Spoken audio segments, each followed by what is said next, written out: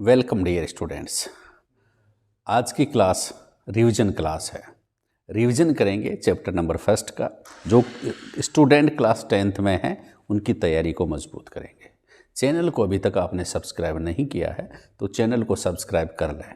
Bell icon को भी दबा दें भाई, क्योंकि बेल आइकन आपको हमारी अच्छी क्लास की सूचना देगा और अच्छी क्लास पर सब लोगों का अधिकार है, आपका भी अधिकार है। शुरू करेंगे। पिछली क्लास तो हमने पढ़ी थी संयोजन अभिक्रिया के बारे में। आज की क्लास हम पढ़ेंगे वियोजन अभिक्रिया के बारे में।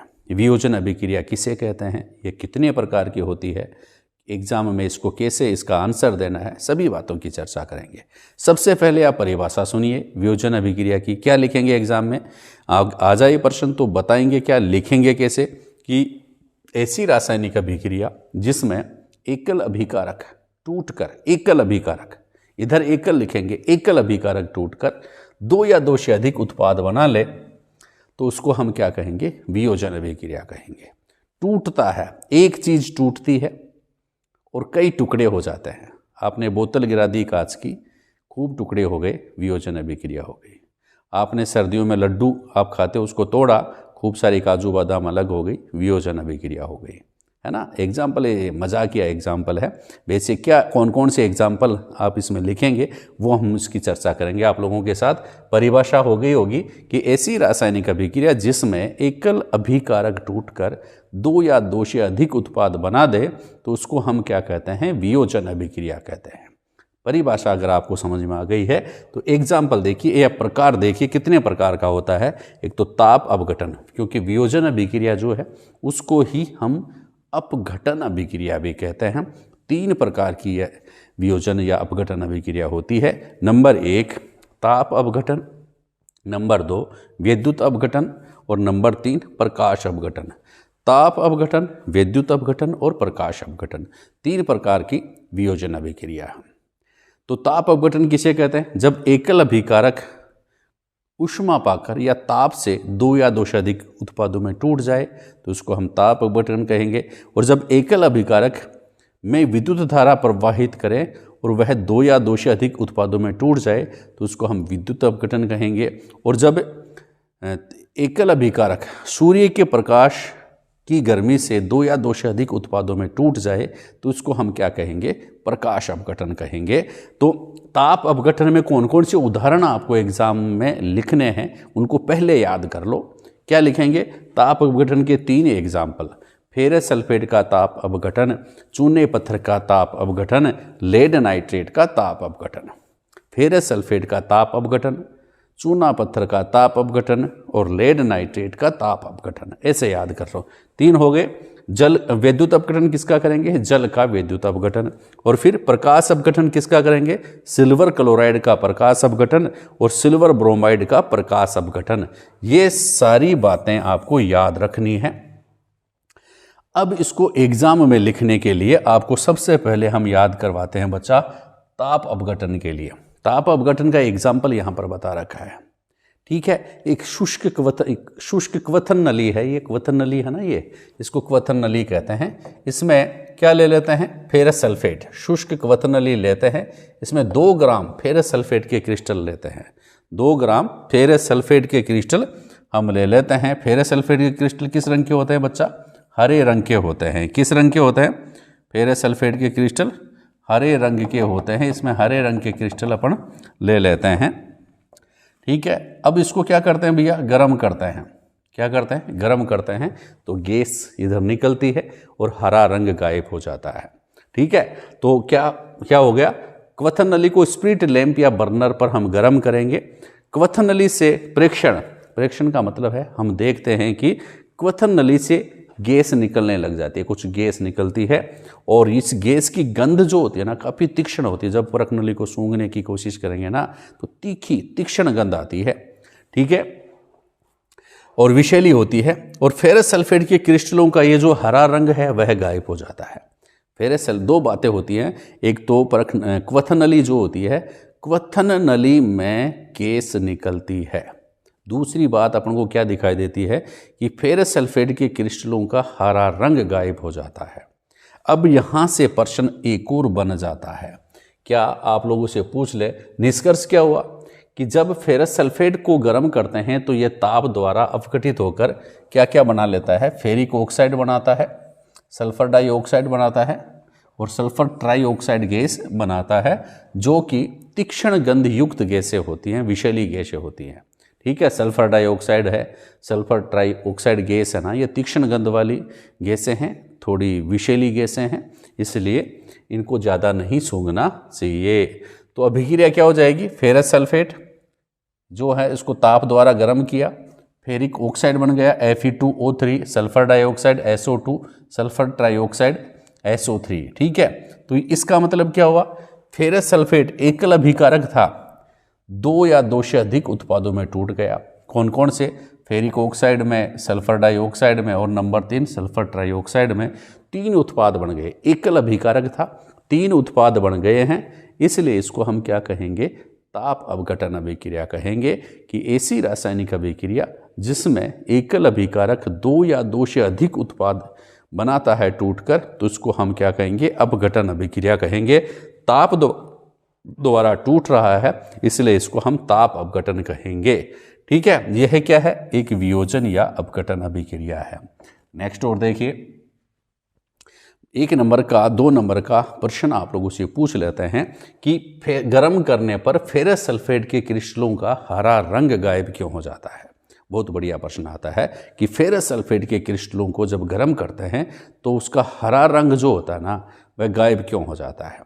तो आपका आंसर क्या होना चाहिए, देखिए कि फेरस सल्फेट जो है कि क्रिस्टल में 7 जल के अणु पाए जाते हैं। फेरस सल्फेट का जो क्रिस्टल जो होता है ना, उसमें 7 जल के अणु छुपे हुए रहते हैं और उन 7 जल के अणुओं के कारण, 7 जल के अणु छिपे होते हैं। कितने जल के अणु छिपे रहते हैं फेरस सल्फेट के क्रिस्टल में, 7 जल के अणु छिपे रहते हैं और ये 7 जल के अणु जो होते हैं ना, उसको क्या करते हैं बच्चा, हरा रंग प्रदान करते हैं। ये 7 जल के अणु जिसको कहते हैं क्रिस्टलन जल फेरस सल्फेट में, और इन क्रिस्टलन जल के 7 अणुओं के कारण फेरस सल्फेट के क्रिस्टलों का रंग किस प्रकार का होता है, हरा होता है।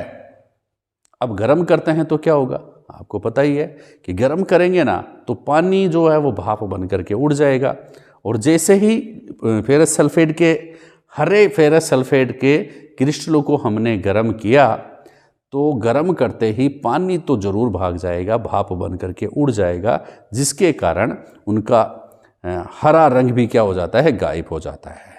आपको समझ में आ गया होगा कि फेरस सल्फेट के क्रिस्टलों का हरा रंग गायब क्यों हो जाता है गर्म करने पर। तो आप बताएंगे कि फेरस सल्फेट जो होता है उसके क्रिस्टल में 7 जल के अणु पाए जाते हैं। जब फेरस सल्फेट के क्रिस्टलों को गर्म किया जाता है तो ये 7 जल के अणु वाष्प बन करके उड़ जाते हैं, वाष्पित हो जाते हैं, इसलिए हरा रंग गायब हो जाता है। ये बहुत बढ़िया प्रश्न आप लोगों का हो सकता है और बहुत बढ़िया आंसर आप लोगों को देने हैं। नेक्स्ट देखिए कि चूना पत्थर का ताप अपघटन। देखिए चूना पत्थर जो होता है उसको भी जब गर्म करेंगे ना तो क्या बनेगा, चूना पत्थर से बिना बुझा हुआ चूना अपने को प्राप्त होता है।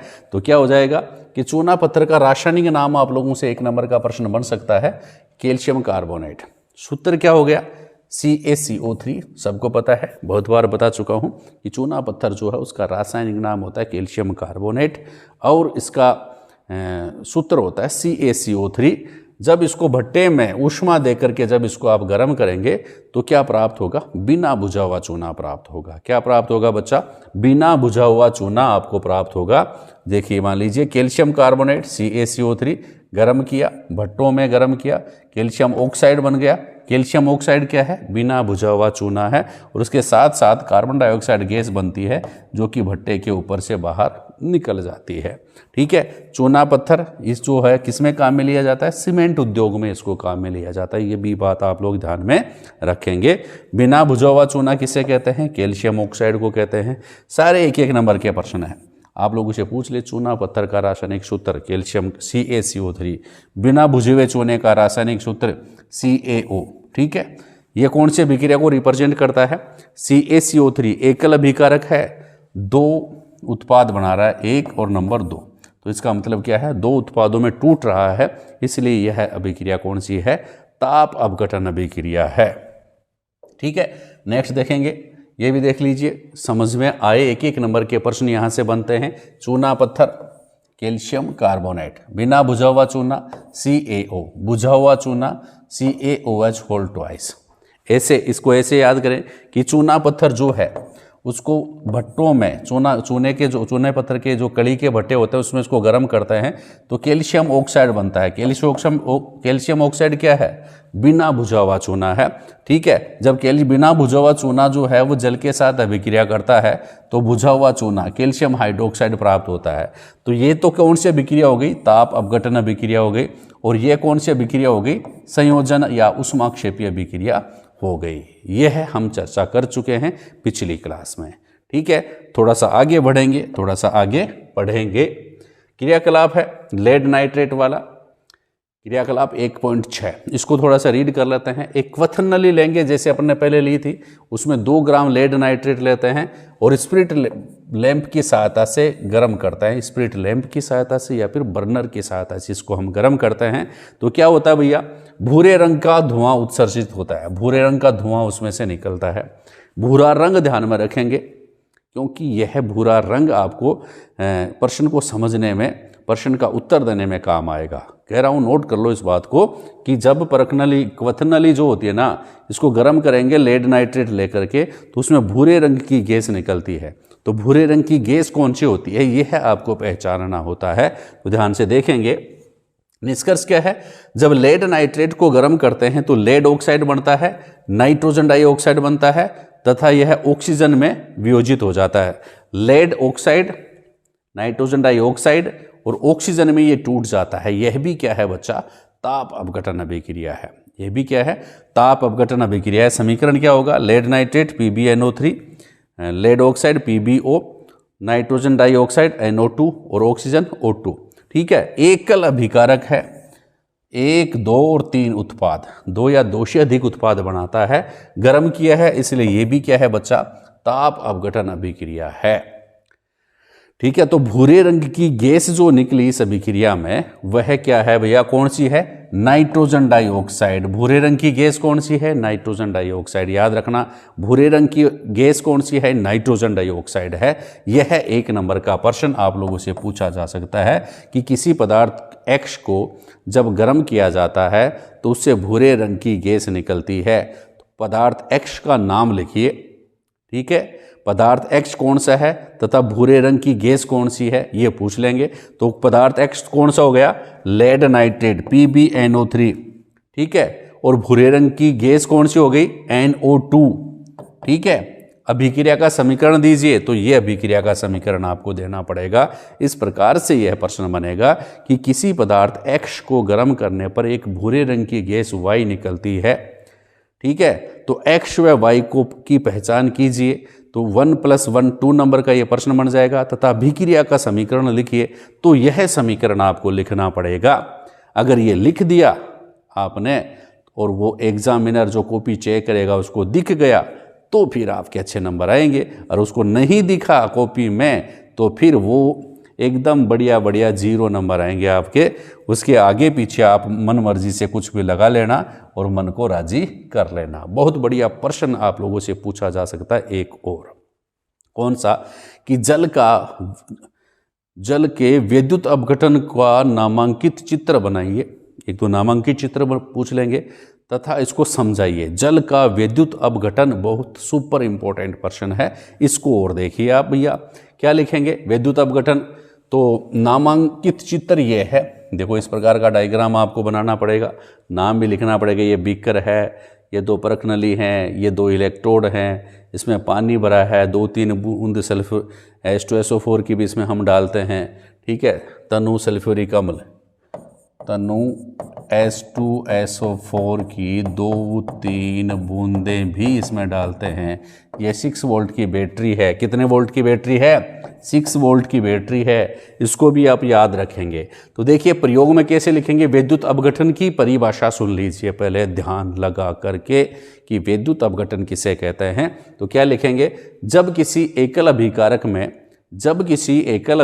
में विद्युत धारा प्रवाहित की जाती है तो वह 2 या 2 से अधिक उत्पादों में टूट जाता है तो इसे हम विद्युत अपघटन कहते हैं। परिभाषा आपको याद हो गई होगी। फिर प्रयोग, एक्सपेरिमेंट, क्या करते हैं भैया, लिखना पड़ेगा। तब जब आपको लिखना पड़े तो व्यवस्थित लिखें, अच्छा लिखें, सुंदर लिखें, ताकि जो आपकी कॉपी जो है उसमें आपके अच्छे मार्क्स आ सकें। कैसे लिखेंगे, प्रयोग लिखेंगे। ऐसे जैसे मैंने प्रयोग लिख दिया, इस प्रकार से लाइन बना दी। नंबर 1 पे आप क्या लिखेंगे, एक बीकर लेते हैं, ले लिया भाई, ये रहा बीकर। उसकी तली में 2 छेद कर देते हैं, 2 छेद कर दिए, एक ये रहा, एक ये रहा। फिर दोनों छेदों में रबड़ की डाट लगा देते हैं, रबड़ की डाट लगा दी। रबड़ की डाट लगा करके इन दोनों छिद्रों में कार्बन के 2 इलेक्ट्रोड भी लगा देते हैं। इतना करना है। बीकर लेते हैं, तली में 2 छेद करते हैं, रबड़ की डाट लगाते हैं, 2 कार्बन के इलेक्ट्रोड लगा देते हैं। ठीक है, इन दोनों इलेक्ट्रोडों को 6 वोल्ट की बैटरी से जोड़ देते हैं। ये भी काम कर लिया। ये देखो, ये जोड़ा हुआ है, जोड़ दिया। कितने वोल्ट की बैटरी है ये ध्यान में रखना, 6 वोल्ट की बैटरी से इसको हमने जोड़ दिया है। अब इस बीकर में या मग में क्या करेंगे, जल भरते हैं। कितना कि ये दोनों इलेक्ट्रोड, देखो ये दोनों इलेक्ट्रोड है ना, ये ही पानी में डूबे हुए हैं यहाँ तक। ठीक है, दोनों इलेक्ट्रोड पानी में डूब जाएं, इतना पानी इस जग में, इस मग में, हम इस बीकर में भर देते हैं। भर दिया। इसके बाद आपको क्या लिखना है, कितना पानी भरते हैं, इतना पानी भरते हैं कि दोनों इलेक्ट्रोड डूब जाएं। फिर जल से भरी 2 अंशाकित नलियां लेते हैं। देखो 2 अंशाकित नलियां, ये 2 परख नलियां जल से भरी हैं, इनके ऊपर अंशाकित नलियां हैं। अंशाकित का मतलब कुछ ना कुछ मापन के लिए उसके ऊपर अंक लिखे हुए हैं। तो वो 2 नलियां पानी से भरी और इन इलेक्ट्रोडों के ऊपर उल्टी रख दी हमने, रख दी भैया। क्या लिखा आगे कि जल से भरी 2 अंशाकित नलियों को दोनों इलेक्ट्रोडों पर उल्टा करके रख देते हैं, रख दिया। अब जल में तनु सल्फ्यूरिक अम्ल की मात्रा कुछ बूंदे डाल देते हैं ताकि इसमें विद्युत धारा का प्रवाह हो सके आसानी से। तो तनु H2SO4 की कुछ बूंदे भी इसमें डाल देते हैं। अब डालने के बाद उपकरण में विद्युत धारा प्रवाहित करते हैं, बैटरी से जोड़ दिया उसको और फिर छोड़ देते हैं थोड़ी देर के लिए। तो हम क्या देखते हैं, बिजली जा रही है, उस मग में करंट जा रहा है, विद्युत धारा प्रवाहित हो रही है। तो हम क्या देखते हैं, प्रेक्षण। प्रेक्षण का मतलब हम जो चीज़ देखते हैं ना वो यहाँ पर लिखते हैं। आप भी प्रेक्षण में क्या लिखेंगे, हम देखते हैं कि। इसके बाद क्या लिखेंगे, नंबर 1, दोनों इलेक्ट्रोडों पर गैस के बुलबुले दिखाई देते हैं। दोनों इलेक्ट्रोड जो होते हैं ना उनके ऊपर गैस के बुलबुले अपने को दिखाई देने लग जाते हैं। दूसरी बात क्या लिखेंगे, ये गैस नलियों से जल को विस्थापित कर देती है। ये गैस जो नली अपने लगाई थी परख नली इसके ऊपर, उनको विस्थापित कर देती है। और तीसरी बात क्या देखी, एक अंशाकित नली में गैस की मात्रा दूसरी से दुगनी है। एक नली में गैस की मात्रा क्या है बच्चा, दूसरी से दुगनी है। देखो यहाँ पर ये बुलबुले यहाँ पर बनने लग जाते हैं और देखो ये गैस भरी है इसमें, तो दुगनी मात्रा में, यहाँ पर आधी है और इधर दुगनी है। ठीक है, तो इतना अपने को दिखाई देने लग जाता है इस उपकरण में। फिर थोड़ा सा जांच कर लेते हैं। जांच क्या करते हैं भाई, परख नली जो है उसमें उसको हाथ लगा करके जैसे हम उसको बाहर निकालते हैं, यहाँ पर जलती हुई मोमबत्ती अंशाकित नली के नज़दीक ले जा करके देखने पर हमको क्या दिखाई देता है, एक गैस दहनशील है लेकिन दहन में सहायक नहीं है। दहनशील का मतलब खुद तो जलती है लेकिन जलाने में सहायक नहीं होती है ये। ठीक है, यह कौन सी गैस है, हाइड्रोजन गैस। यानी कि एक परख नली जो है उसमें अपने को हाइड्रोजन गैस मिलती है और दूसरी परख नली जो है उसमें दूसरी गैस क्या करती है, मोमबत्ती के दहन में सहायक होती है। मोमबत्ती और तेज जलने लग जाती है और मोमबत्ती की लो जो होती है ना वह किस आकार की हो जाती है, गुंबद के आकार की हो जाती है। जलती हुई मोमबत्ती उस परख नली के पास लेके जाते हैं ना, तो जिस परख नली में ऑक्सीजन है वहाँ पर क्या होता है, मोमबत्ती की लो जो हो ना वह गुंबद के आकार की हो जाती है और ज़्यादा वह दहकने लग जाती है, दहन होने लग जाता है। तो इस परख नली में कौन सी गैस होती है, ऑक्सीजन गैस होती है। कौन सी गैस होती है बच्चा, ऑक्सीजन गैस होती है। तो इससे क्या निष्कर्ष निकला इस प्रयोग से, इससे ये निष्कर्ष निकलता है कि जब जल में विद्युत धारा प्रवाहित की जाती है, जब जल में विद्युत धारा प्रवाहित की जाती है तो यह हाइड्रोजन व ऑक्सीजन में टूट जाता है। तो यह हाइड्रोजन व ऑक्सीजन में टूट जाता है। इसे क्या कहते हैं बच्चा, जल का विद्युत अपघटन कहते हैं। इसे क्या कहते हैं, जल का विद्युत अपघटन कहते हैं। तो यह था जल का विद्युत अपघटन। अब तीसरी बात क्या है, प्रकाश अपघटन तीसरा प्रकार है। तो देखिए सूर्य के प्रकाश में अगर अपन जो सिल्वर क्लोराइड जो है उसका चूर्ण अगर रख देंगे तो क्या बन जाता है, Ag व Cl2 में टूट जाता है। किस में टूट जाता है, सिल्वर में और क्लोराइड में टूट जाता है। मतलब श्वेत रंग का AgCl जो है श्वेत रंग का होता है और दूसरा रंग का हो जाता है। दूसरी बात क्या है, इसी प्रकार जो सिल्वर ब्रोमाइड है उसको भी सूर्य के प्रकाश में रखते हैं तो सिल्वर प्लस ब्रोमीन में यह टूट जाता है।